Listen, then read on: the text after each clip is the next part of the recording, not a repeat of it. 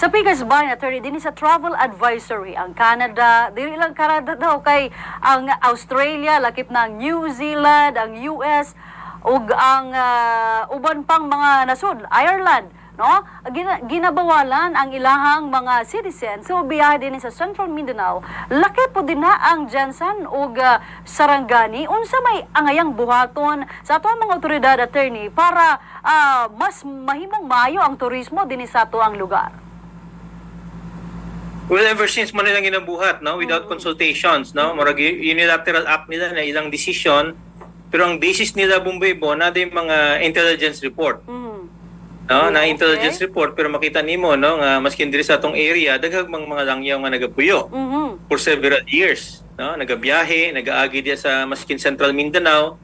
So ilan ning personal opinion ang problema ni makaapekto sa siyempre sa katunguban nga na-doubt no sa security nga ilang i-avoid ang area. Apil ng Jansan, no? Just imagine, Bumbaybo, apil data no sa ilang advisory. So mo ilang decision, no? Pero kung makita ni maskin sa Amerika, Bumbaybo, pwede ganing mohatag advisory po lang nasod sa Pilipinas nga ubang mga syudad dito di ta mo biyahe.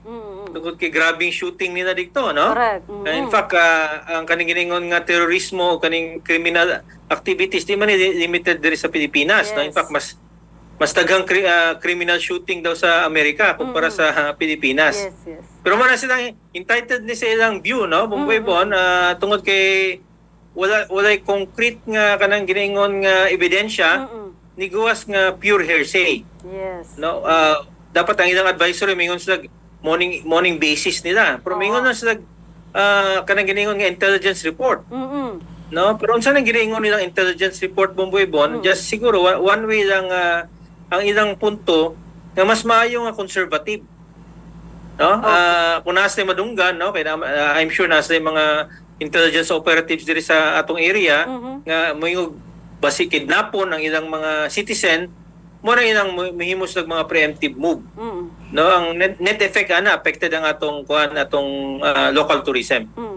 So dapat, attorney, mas paliguron pagyod sa Department of Tourism, no, ang pagpromotar sa tuang nasod, Attorney Cartuhano.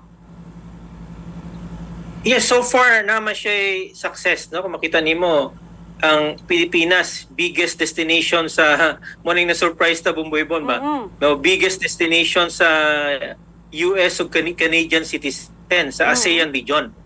No, at atong gi-monitor, no, natingala ta nga sa ASEAN region diay, no, ang pinakadako nga nasod nga ginabisita sa mga Amerikano, Canadians ang Pilipinas despite sanang travel advisory. So siguro ilang ginalimit lang po sa isa ka area, no, murag I'm sure South Central Mindanao na siya, no, nga area nga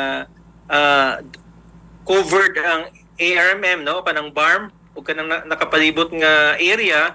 But so far ang turismo sa mga Amerikano sa mga Canadians favor destination ang Pilipinas, no, over other ASEAN countries. So positive ni siya, no, positive tungod kay ang atong turismo nagataas man gyapon, no.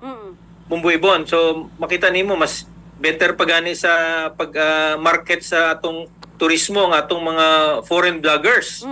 Na Bumbaybon. Correct. Sila mismo mutuyok maskin Sulu, Tawi-Tawi nga area, Zamboanga, diri sa BARM, wa may nahitabo sila ha.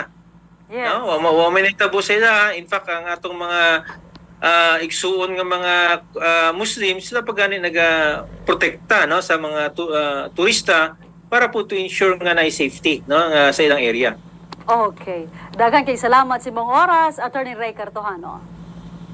Anytime, no, Bumbaybon. Mga kanto, mga kapwa, matugkaw ang Court sa Doralex Sedlex si Attorney Ray Cartuhano.